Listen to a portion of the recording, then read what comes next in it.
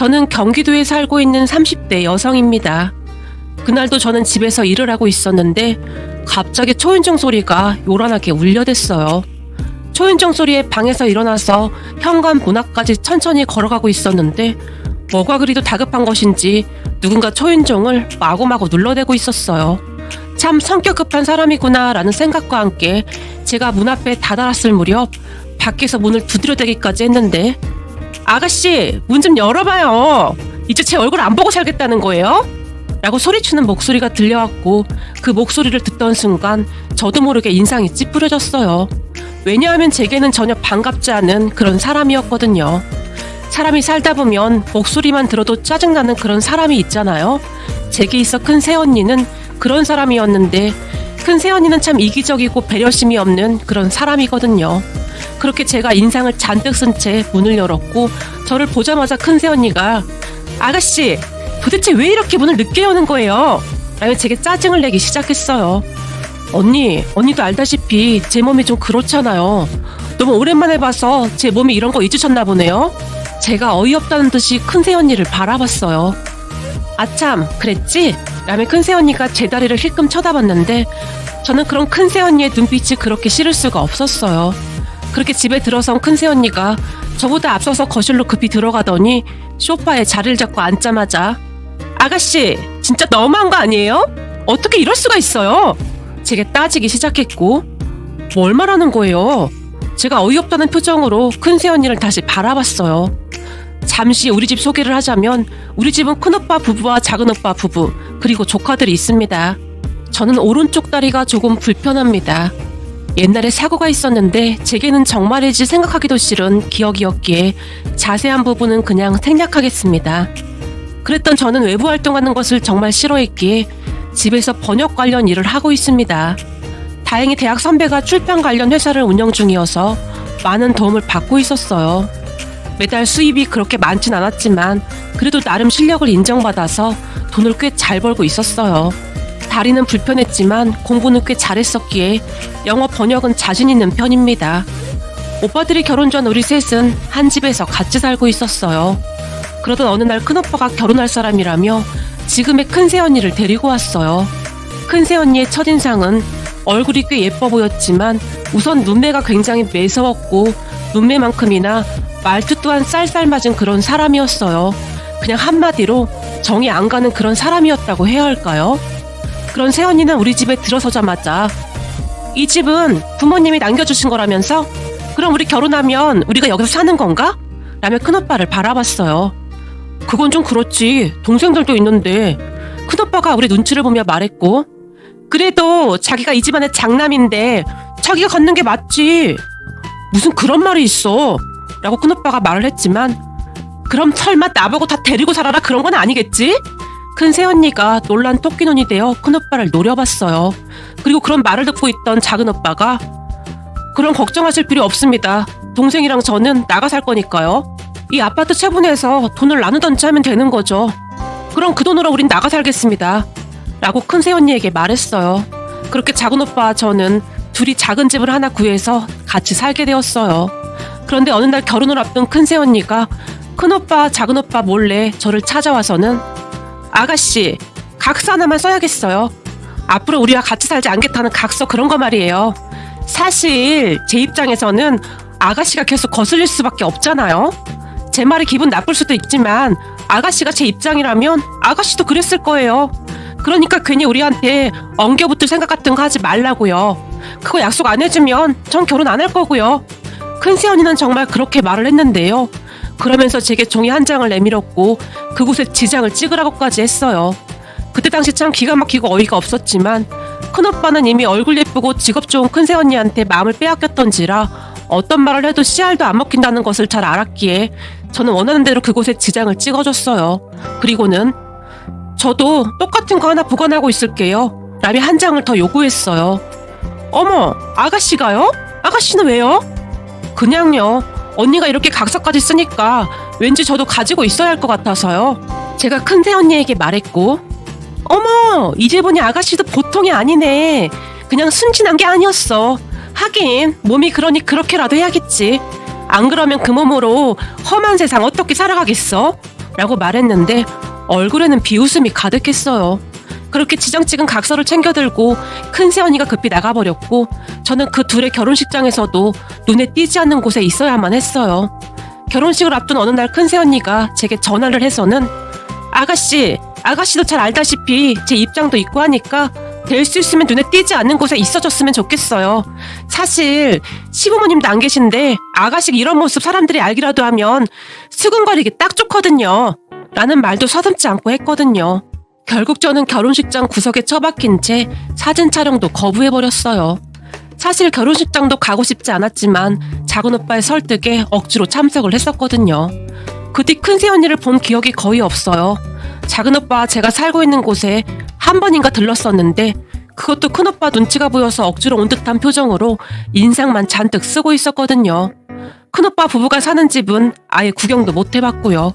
그렇게 시간이 흘러 작은 오빠가 결혼할 사람이라고 지금의 작은 새언니를 데리고 왔는데 큰 새언니에게 질릴 대로 질린 터라 간단하게 인사만 하고 바로 제 방으로 들어와 버렸는데요.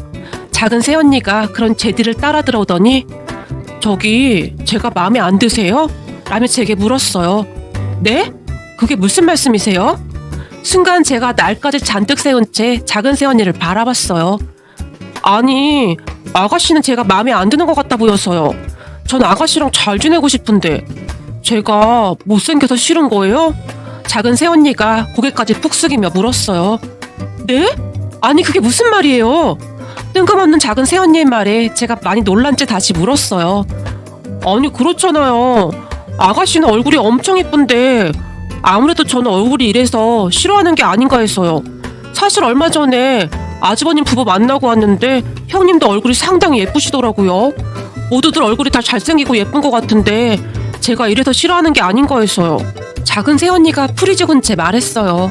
그런 작은 새언니의 말에 제가 깜짝 놀란 채 아니 무슨 그런 말이 있어요. 언니 얼굴이 어디가 어떻다고요? 라고 물었는데요. 눈은 엄청 작지 코는 벌렁코에 사실 그렇잖아요. 근데 아가씨는 눈도 엄청 크고 코도 오똑하고 그리고 얼굴도 엄청 작고요. 그래서 혹시 제가 마음에 안 드는 거예요? 작은 새언니가 여전히 고개를 푹 숙인 채 물었어요. 그런 작은 새언니의 말에 저는 그저 황당할 수밖에 없었는데요. 아니 언니 그게 아니라 제 다리가 이래서 혹시 저 때문에 우리 오빠랑 결혼 안 한다고 할까봐 눈치 보여서 그런 거예요. 그러니까 괜히 이상한 생각하지 마세요. 라며 제가 놀라서 대답했어요. 아가씨 다리요? 아 조금 불편한 거요? 근데 그게 왜요? 그게 무슨 문제예요? 아가씨는 얼굴도 예쁘고 머리도 똑똑하고 거기다 영어도 엄청 잘하고 그런데 그게 무슨 문제가 돼요? 라며 작은 새언니가 오히려 저를 이상하다는 듯이 바라봤고 제가 당황한 채 어버버하고 있었는데 그런 저를 보던 작은 새언니가 갑자기 제게 자신의 귀를 보여주며 아가씨 제 귀 봐봐요. 제 양쪽 귀가 확연하게 다르게 생겼죠? 라고 작은 새언니가 제게 아무렇지도 않게 물었는데요.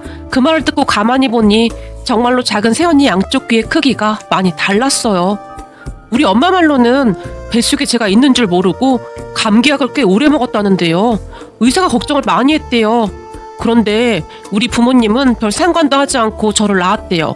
제가 태어났는데 손가락이랑 발가락이 다 있길래 다행이다 싶었다는데 나중에 보니 귀가 짝짝이더래요. 하지만 우리는 다들 별 상관 안 하고 살고 있었어요. 물론 가끔 친구들이 놀리긴 했지만 전 더 당당하게 귀를 다 보이고 다녔어요. 그게 뭐가 중요하겠어요. 나만 괜찮으면 되는 거지. 거기다 아가씨는 태어날 때부터 불편했던 게 아니라 사고로 그렇게 됐다면서요? 근데 그게 무슨 문제가 돼요? 라며 작은 새언니가 저를 보며 활짝 웃기까지 했는데 제가 뭐라고 말하기도 전에 작은 새언니가 계속 말을 이어갔어요. 그럼 저 싫어하는 거 아닌 거죠? 그럼 나와서 같이 수다 떨어요. 전 아가씨 일하는 것도 궁금하고 그렇단 말이에요. 그리고 결혼하면 우리 같이 살아야 하는데 빨리 친해져야죠.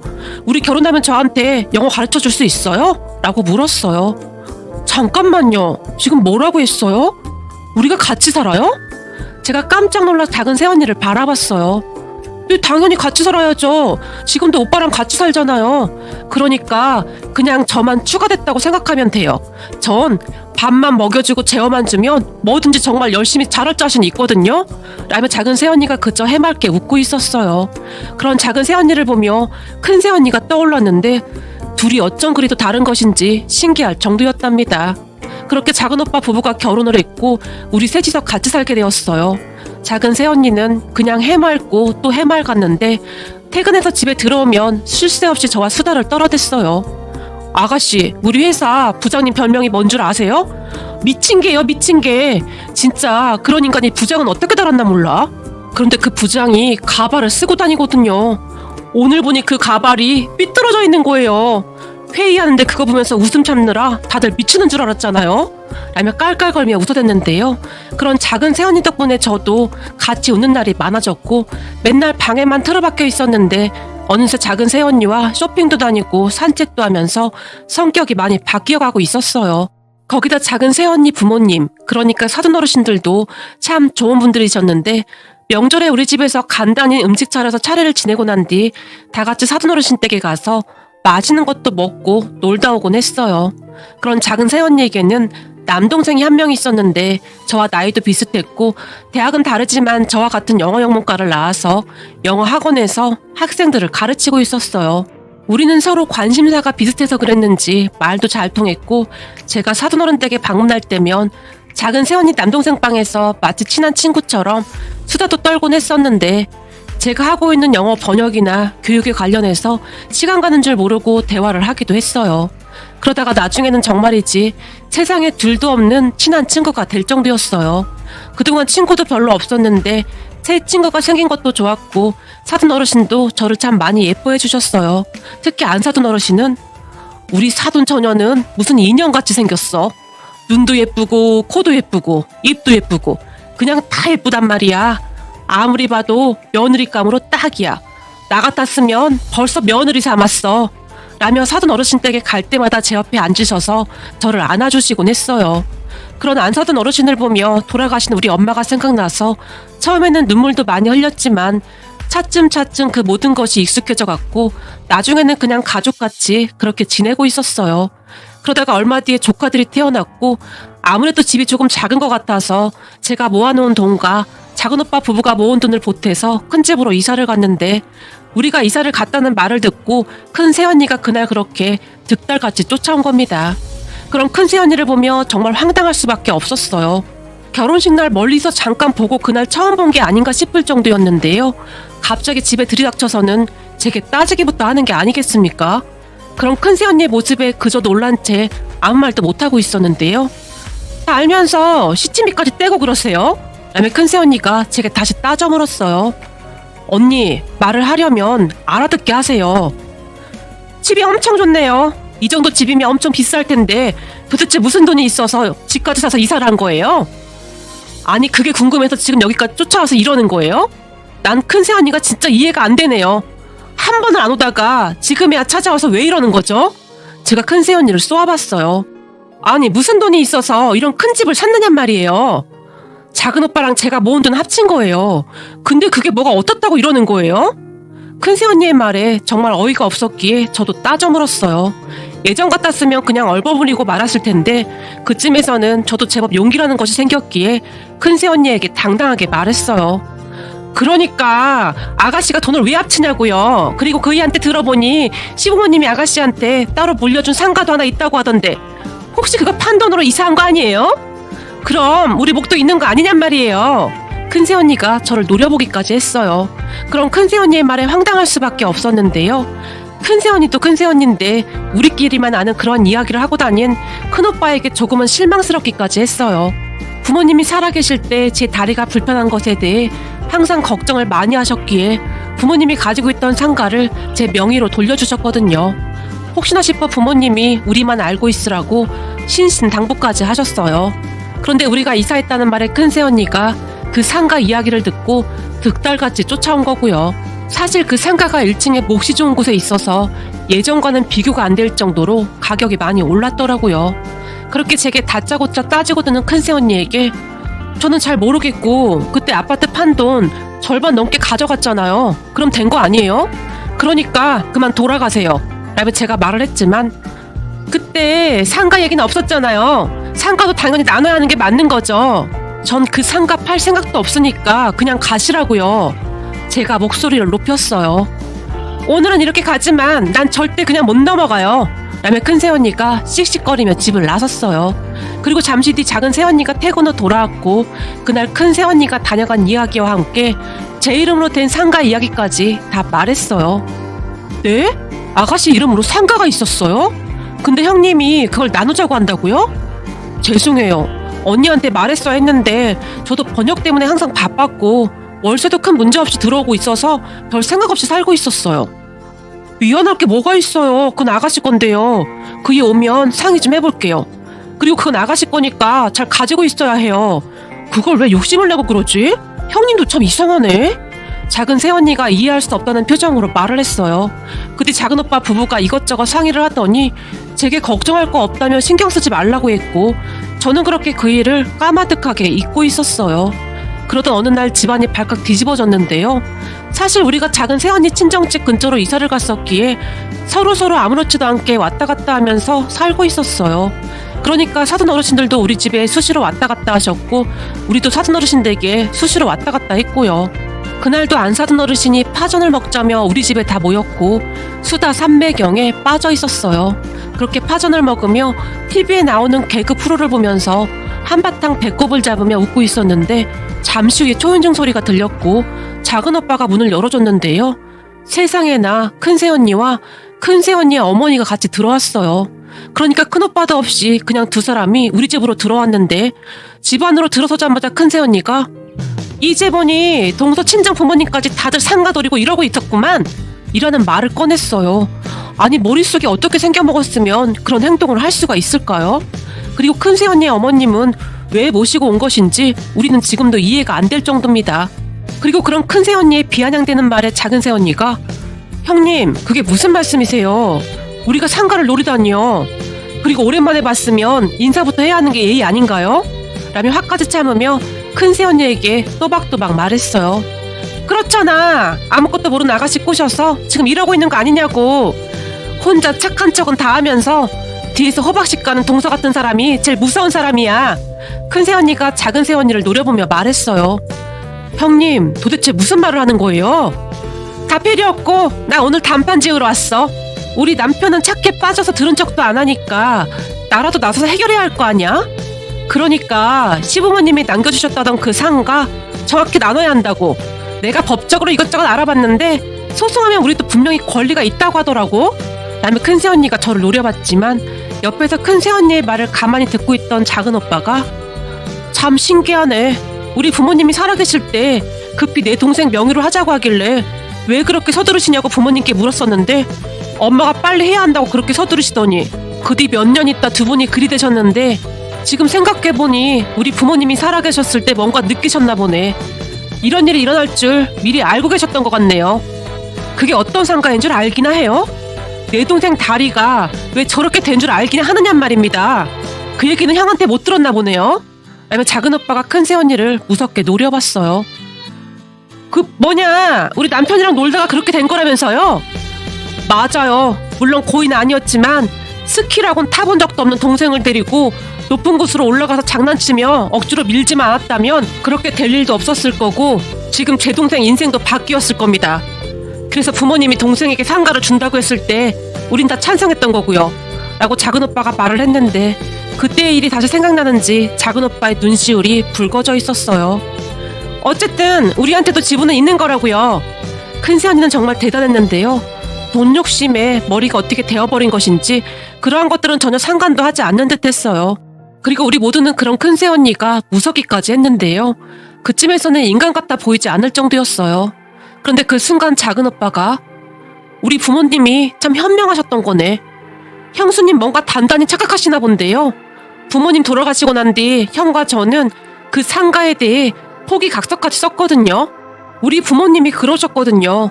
다들 결혼하고 어떻게 될지 모른다고 하시면서 수시로 우리에게 포기각서 꼭 쓰라고 신신당부까지 하셨거든요.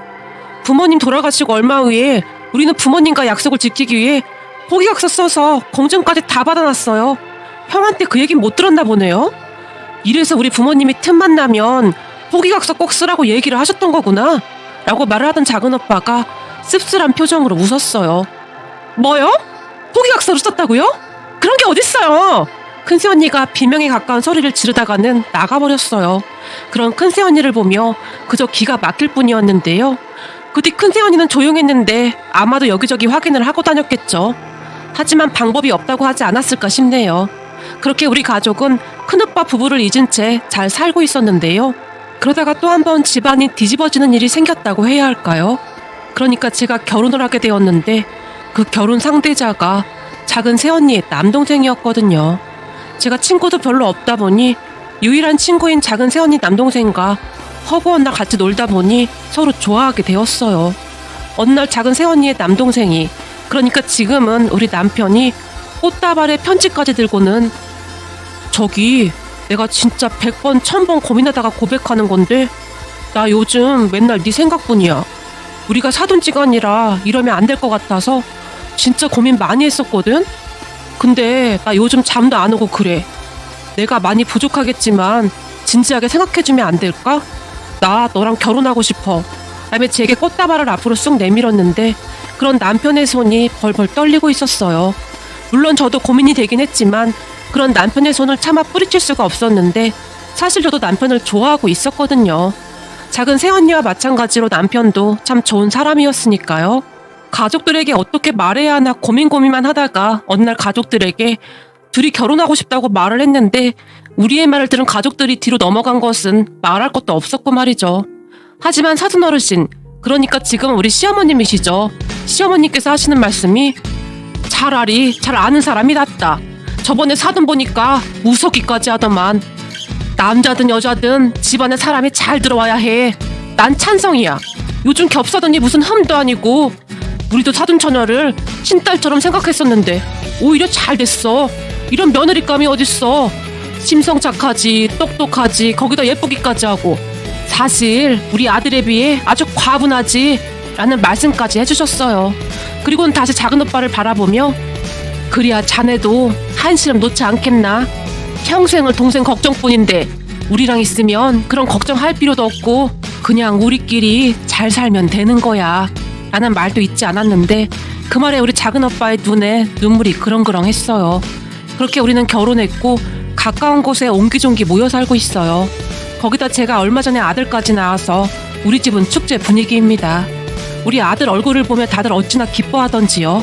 이제 막 태어난 우리 아들을 보며 우리 시아버님이 다행이야, 코가 벌렁코가 아니야 라며 박수까지 치셨는데 그 모습에 우리 가족 모두 어찌나 웃었는지 모른답니다.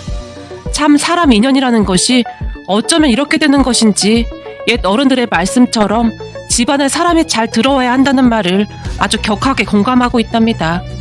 작은 새언니가 아니었다면 과연 저는 어떻게 되었을까 하는 생각을 가끔 해보곤 하는데요. 사실 저는 살면서 결혼이라는 것은 꿈에도 생각해보지 않았었는데 인생이 하루아침에 이리도 바뀌다니 놀라울 뿐입니다. 아마도 이 모든 것은 하늘에 계신 우리 부모님이 제가 걱정이 되어 이어준 인연이 아닐까 싶기도 합니다. 평생을 제 걱정만 하셨으니까요. 그리고 나중에 큰 새언니가 우리 집에 찾아온 것을 알게 된 큰오빠가 난리가 났다는데 한동안 둘이 이혼을 한다 만다 난리도 아니었다네요.